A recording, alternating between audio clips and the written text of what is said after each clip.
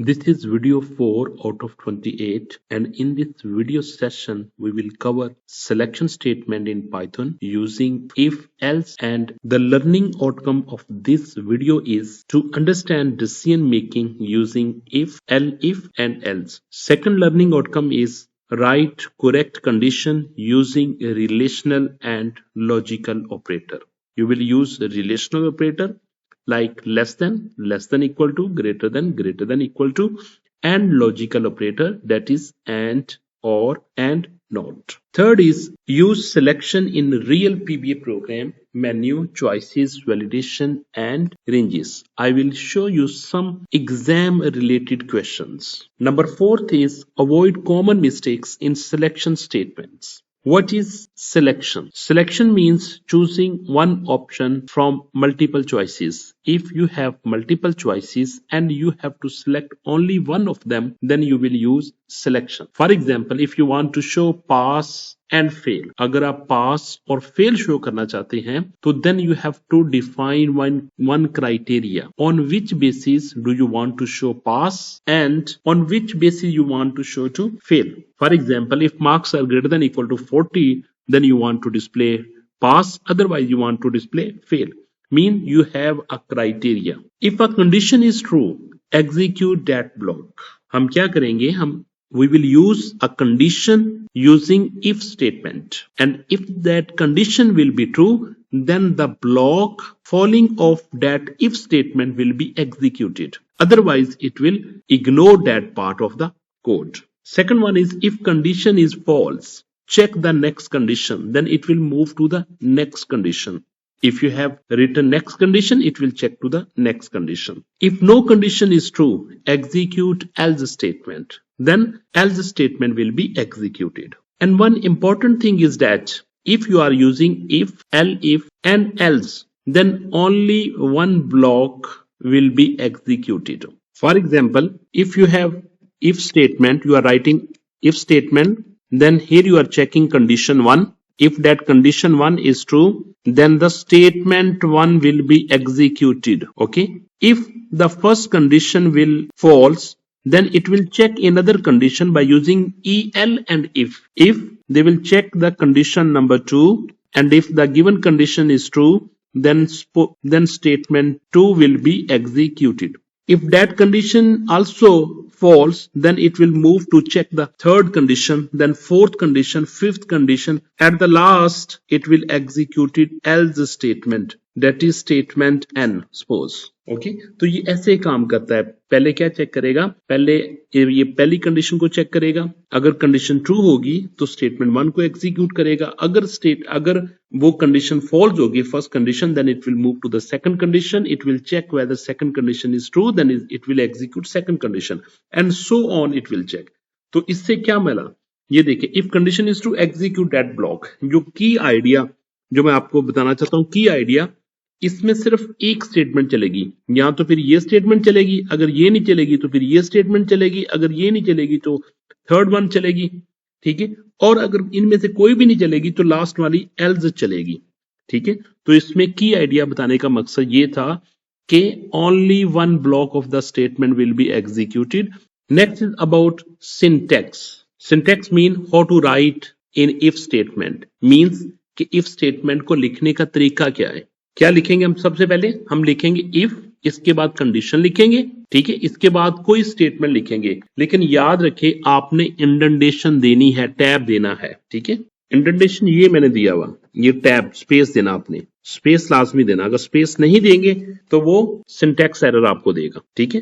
तो इसके बाद सेकंड कंडीशन की तरफ चेक करेगा. अगर ये सेकंड कंडीशन ट्रू हुई तो क्या करेगा? ये स्टेटमेंट को एग्जीक्यूट करेगा, और फॉल्स के केस में ये कहां पे मूव कर जाएगा? नेक्स्ट स्टेटमेंट की तरफ चला जाएगा. अगर आपके पास नेक्स्ट एक और स्टेटमेंट लिखी हुई है तो उसके साथ भी ये ऐसे ही बिहेव करेगा, और ऐसे करते करते लास्ट में एल्स स्टेटमेंट के पास पहुंचेगा. अगर कोई स्टेटमेंट ऊपर से ट्रू नहीं होगी तो एल्स के पास पहुंचेगा, और एल्स में क्या करेगा? यहाँ पे एक स्टेटमेंट या एक से ज्यादा स्टेटमेंट, जितना भी ब्लॉक लिखा हुआ वो सारे के सारे एग्जीक्यूट करेगा. तो ये सिंटैक्स होता है इफ स्टेटमेंट का. But here is an important part is that colon and indentations are compulsory in Python. आपको पता है कि इंडेंटेशन आपने लास्ट में यहाँ पे लगानी है, इंडेंटेशन लास्ट में लगानी है और कॉलन लास्ट में लिखना। आप अगर आप कॉलन नहीं लिखेंगे तो एग्जामिनर आपको कभी भी फुल मार्क्स नहीं देगा। नेक्स्ट मैं आपको बताने जा रहा हूं common mistakes, avoid these type of mistakes. Number 1 is missing colon after if, elif या एल्स। वो कहता है कि आपने जो कॉलन लगाया हुआ इसको कभी मिस नहीं करना, ठीक है। क्यों? क्योंकि ये सिंटैक्स एरर देगा, ठीक है। तो एग्जामिनर को तो पॉइंट चाहिए होते हैं मार्क्स काटने के, ठीक है, तो वो कभी भी आपको फुल मार्क्स नहीं देगा। Next, wrong indentation space matter करती है इसमें, रॉन्ग इंडेंटेशन आपने नहीं देनी, ठीक है। रॉन्ग इंडेंटेशन से क्या मुराद, यानी कि आपने लिखा इफ, यहां पे आपने कुछ स्टेटमेंट लिखी, ठीक है, और यहां पे आपने लिखा a इक्वल टू 10, यहां पे आपको इंडेंटेशन देनी थी, वहां पे आपने नहीं दी, लेकिन नेक्स्ट स्टेटमेंट में आपने इंडेंटेशन दे दी है, तो ये सिंटैक्स ही रॉन्ग बन जाएगा, तो आपको एरर देगा, ठीक है। ये रॉन्ग इंडेंटेशन वाली स्टेटमेंट है, इसको आपको क्या करना चाहिए था, यहां पे आपको स्पेस देना चाहिए था। Using equal instead of double equal mean comparison. अगर आप कंपेयर करने जा रहे हो तो आपको पता है कि आप लिखते हो if a equal to 10 semicolon, तो इसका मतलब कि आप कंपैरिजन करने जा रहे हो, you are going for comparison between a and the constant number 10। आप चेक करने जा रहे हो कि a में 10 पड़ा हुआ है, तो ये काम करो, ठीक है। अगर आप लिखते हो a इक्वल टू 10, तो इसमें क्या फर्क है, ये आपकी बन जाएगी असाइनमेंट स्टेटमेंट। आप इसमें वैल्यू असाइन कर रहे हो 10 किसको, वेरिएबल 10 को, जबकि इसमें क्या हो रहा है, इसमें आप कंपैरिजन कर रहे हो, कंपेयर कर रहे हो। तो using equal instead of double equal, जो कि यूज किया जाता है just for comparison. Next, not converting input using integer float when needed. By default input में एज ए टेक्स्ट यूज होता है। If you want to perform any arithmetic calculation, then you must convert it into integer or float. It depends on the nature of the data that you are going to be stored in that variable. Using many separate if instead of elif, multiple blocks may run.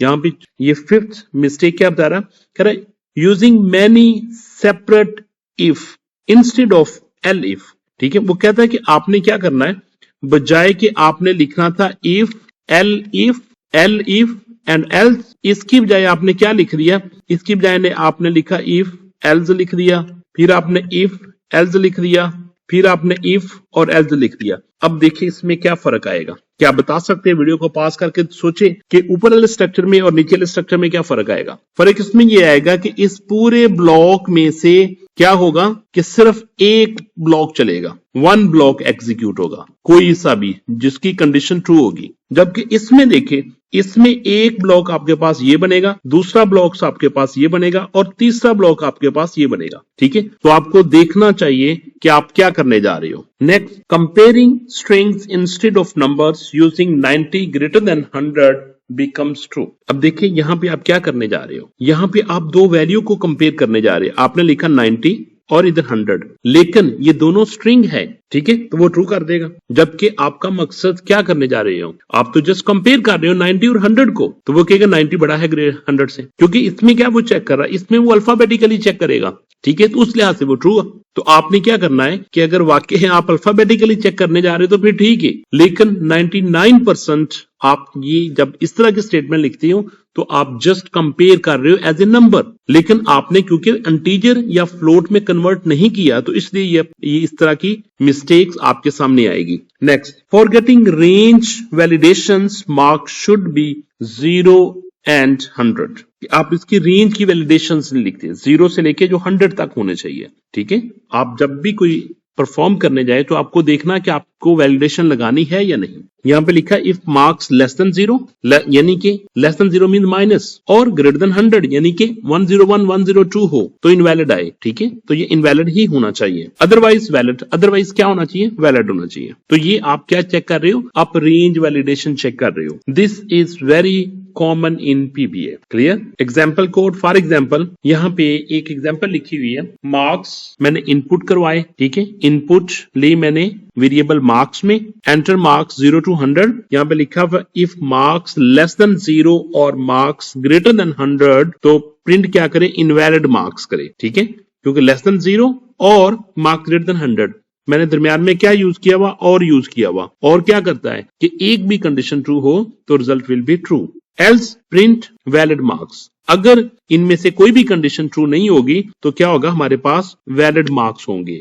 ठीक है। इसमें मैं क्या check कर रहा हूं, इसमें range check कर रहा हूं, मैं रेंज चेक कर रहा हूं। तो आपने देखना है कि बाज़ औक़ात क्वेश्चन होती है जिसमें रेंज मेंशन की होती है, ठीक है, तो आपने रेंज ऐसे चेक करनी है। नेक्स्ट क्वेश्चन है, input in integer and check whether it is divisible by 3 और डिविजिबल बाय 7। आपने क्या करना है, आपने एक नंबर एंटर करना है और उसको चेक करना है कि वो नंबर डिविजिबल बाय 3 है या नहीं, या फिर 7 के डिविजिबल है या नहीं। यानी कि मैं आपको बताता हूं कि एक नंबर मेरे पास 9 लिखा हुआ तो ये 3 से कंप्लीट डिवाइड हो जाता है, इसका रिमाइंडर 0 आता है। 21 लिखा हुआ है तो 21 को मैं 7 से डिवाइड करूंगा, ये 3 पे भी डिवाइड हो जाएगा और 7 पे भी डिवाइड होके आंसर मीन रिमाइंडर 0 देगा। और मैं कहता हूं कि 28 लिखता हूं, 28 को मैं 7 से डिवाइड करूंगा तो वो भी आंसर मुझे क्या देगा, मुझे रिमाइंडर 0 देगा। तो ये हमने चेक करना है कि आपने जो नंबर एंटर किया है वो 3 या 7 पे डिविजिबल है या नहीं। इनपुट एंटर एन इंटीजर, आपने मैसेज दिया, ठीक है, और नंबर किस में स्टोर कर दिया, एन में स्टोर कर दिया, ठीक है।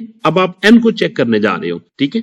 देखें, आप ये भी बाज़ औक़ात कॉमन मिस्टेक कर देते हो कि यहां पे आप एन में वैल्यू ली ना, तो आप यहाँ पे एनओ चेक कर रहे हो, ठीक है, एन में वैल्यू इनपुट कर ली, क्योंकि आपके दिमाग में या आपके प्रैक्टिस करते वक्त आपने कभी एनओ को देखा होगा, खुद डिवाइड करते हो तो आप एनओ को डिवाइड करेंगे, ऐसा नहीं है। आप जोन सा वेरिएबल यहाँ पे लेंगे, सेम उसी नंबर के साथ आप इंप्लीमेंटेशन करेंगे, आगे वर्किंग करेंगे। एन %3 क्या करेगा, ठीक है, इसे रिमाइंडर ऑपरेटर बोलते हैं। An reminder operator 3 equal to 0 हो या फिर n %7 इक्वल टू 7 हो, और इनमें मैंने क्या लगा दिया, और लगा दिया, और क्या करेगा, if one of the condition will be true the result will be true. तो प्रिंट क्या करेगा, डिविजिबल बाय 3 या 7, एल्स नॉट डिविजिबल बाय 3 और 7। फॉर एग्जाम्पल आपने नंबर एंटर किया 29, तो ये ना तो 3 पे जाता है और ना ही 7 पे डिवाइड होता है, तो ये मैसेज क्या देगा, नॉट डिविजिबल बाय 3 और 7। Input a character and check whether it is a vowel और कॉन्सोनेंट।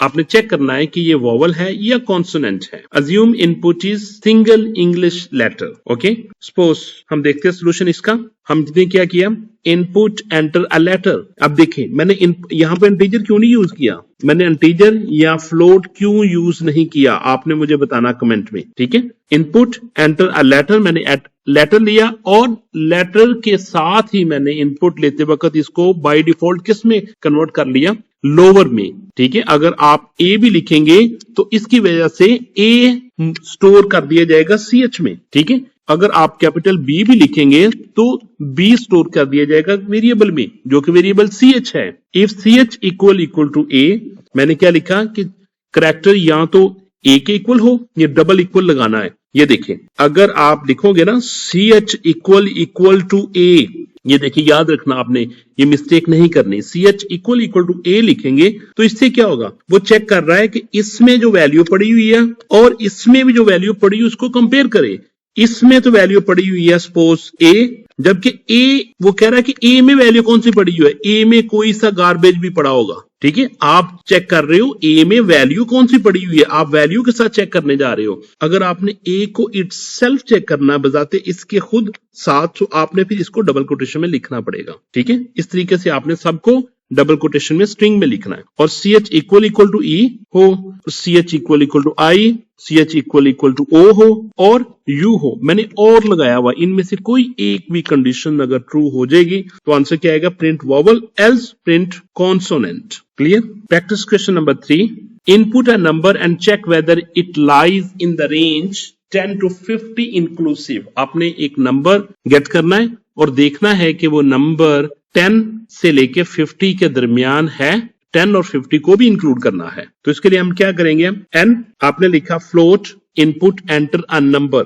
आप फ्लोट की बजाय यहाँ पे इंटीजर भी लिख सकते हो, इससे कोई फर्क नहीं पड़ेगा, ठीक है, इस प्रॉब्लम के लिए, ठीक है, आप इंटीजर भी लिख सकते हो। Integer input enter a number, आपने नंबर लिखा, नंबर स्टोर किया इसमें एन में, और फिर देखा आपने if n greater than equal to 10, ये देखिए मैंने ग्रेटर देन इक्वल टू लगा दिया, ठीक है। याद रखें कि जो इस तरह के नंबर होते हैं जो स्टार्ट बाउंड्री पे जा रहे हो, स्टार्ट बाउंड्री से स्टार्ट हो रहे हो या एंड पे मूव कर रहे हो, तो आपने देखना है कि आपने स्टार्ट वाले को इंक्लूड करना है या नहीं, ठीक है। यानी कि आप इक्वल टू ना लगाते तो आप क्या लिखना, आप n ग्रेटर देन 9 भी लिख सकते थे, n ग्रेटर देन 9, ठीक है। तो आपने ये याद रखना है कि इसमें नंबर कौन सा आएगा, आपने स्टार्ट कहां से करना है, क्योंकि आपने 10 से स्टार्ट करना, फिर आपको इक्वल लगाना पड़ेगा, ठीक है। n greater than equal to 10 and n less than equal to 50। बाज़ औक़ात आप ऐसे भी लिख लेते हो, n greater than equal to 10 less than equal to 50, आपने ऐसे नहीं लिखना, ठीक है। आप इस तरह की कंडीशंस को लगाने से अवॉइड किया करो, ठीक है।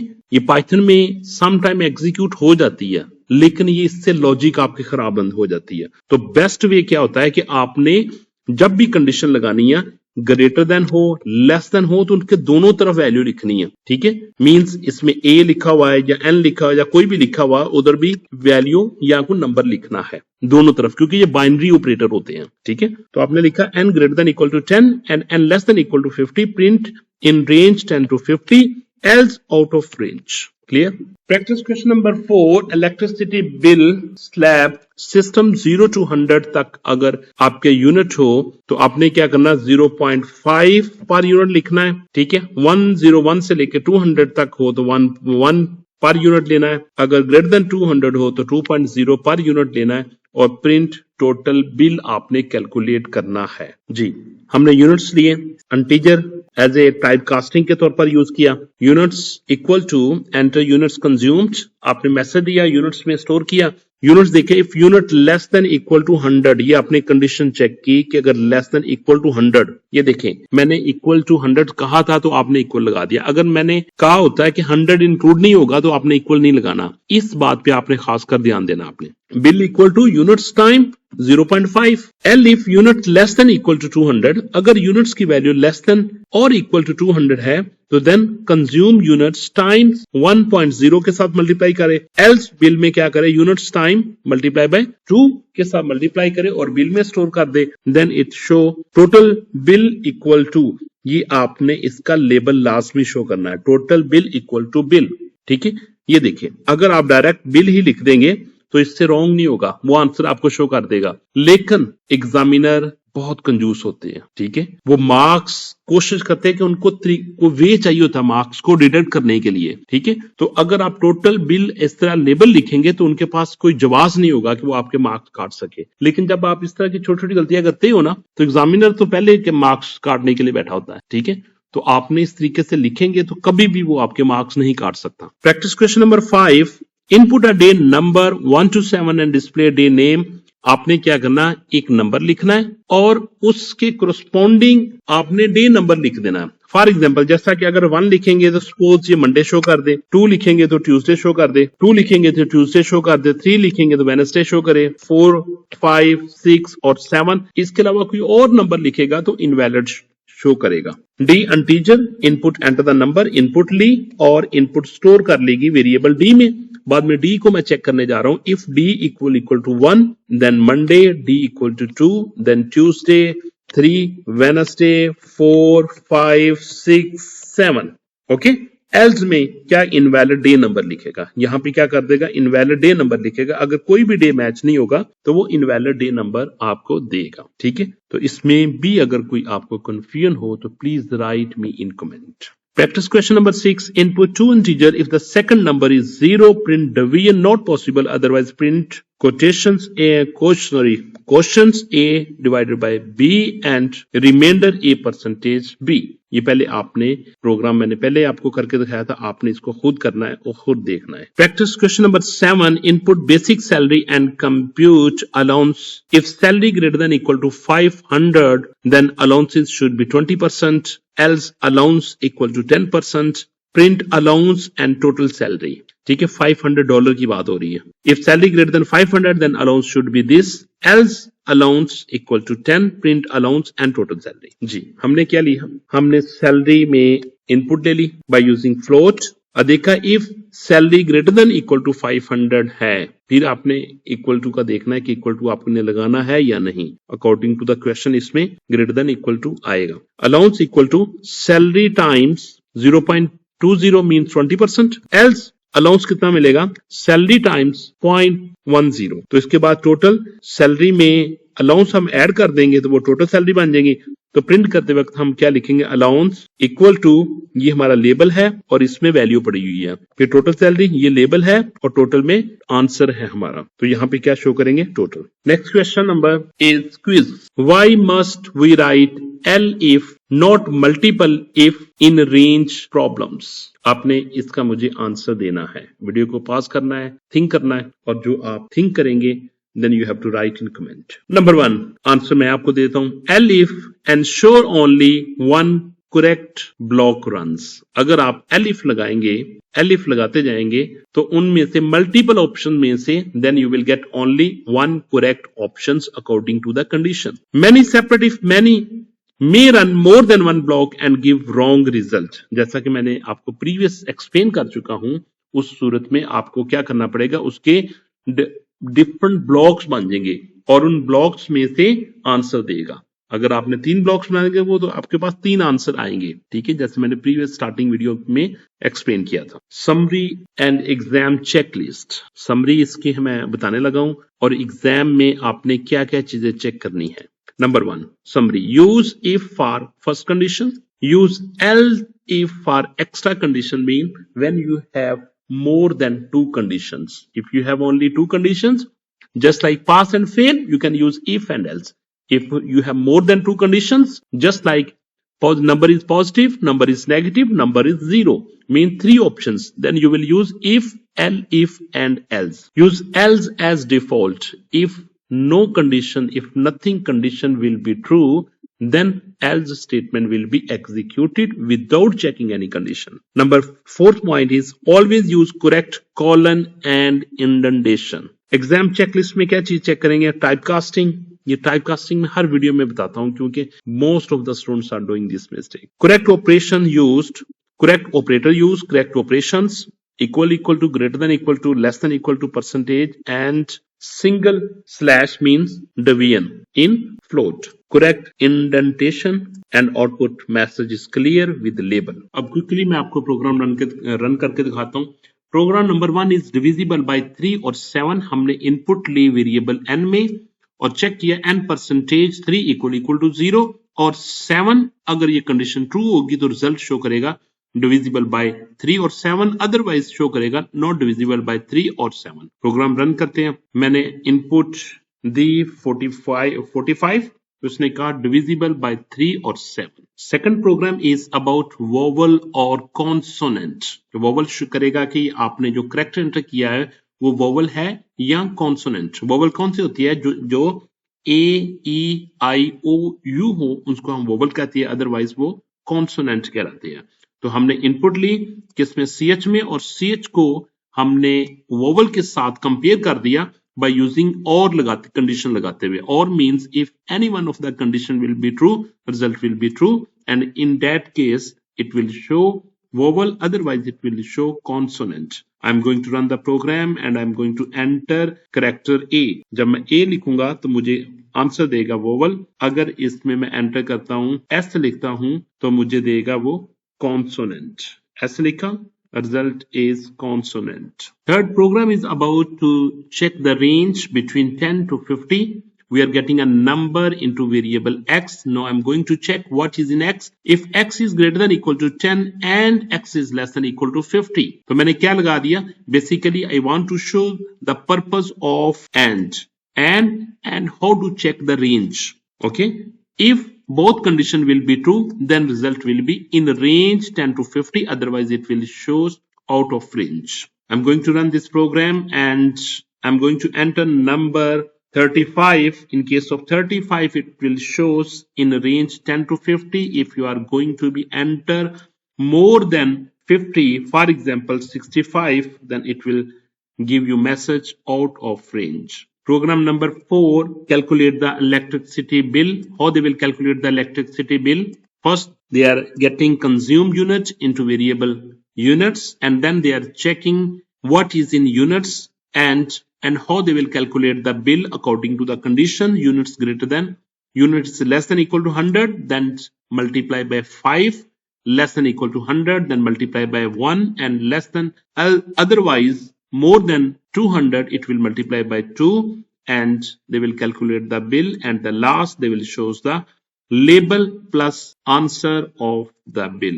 I'm going to run this value. Suppose I'm going to enter 100, result is 50. If you are going to be entered 101, only 1 unit difference, you can check the total bill is 101. This is program number 5 about to show the day number. If you will enter day number, suppose 3, it will show the corresponding day of that number. If day equal to 1, Monday, for 2, Tuesday, Wednesday, Thursday, Friday, Saturday, Sunday, and last one is invalid day. I'm going to enter 7, and after 7 will enter the, it will display message Sunday, and if you will enter number 10, in case of number 10, it should display invalid day number. Okay. Program number 7 is about to calculate the allowances of a given salary. You will enter the input basic salary. If salary greater than equal to 500, then times 20% salary will be 20% will be the allowances, and if otherwise it should be 10%. I'm going to run this program. Here they are calculating salary plus allowance, and after this allowance, they are showing allowance and total. After run, you will check the output. For example, if your salary is 1000, then your allowances will be 200 and total salary is 1200. And if your salary is suppose 499, only one is less, but you will get only 49.9. This will be the allowances and total salary will be calculated accordingly.